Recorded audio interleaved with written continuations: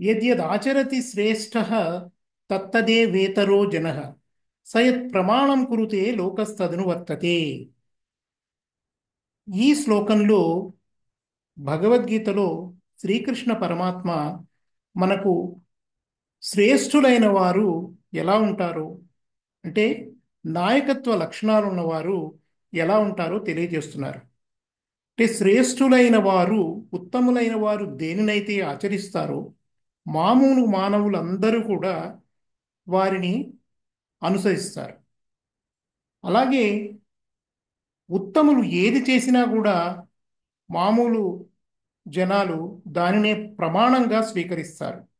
అందుకని నాయకత్వ స్థానాల్లో ఉన్నవారు తమ మాటని, ఆచరణని అదుపులో పెట్టుకుని తక్కిన వారికి ఆదర్శప్రాయంగా ఉండాలి. ఇంతకంటే నాయకత్వ లక్షణాలు ఏముంటాయి? That means when a leader is speaking or acting upon anything, he should be very careful.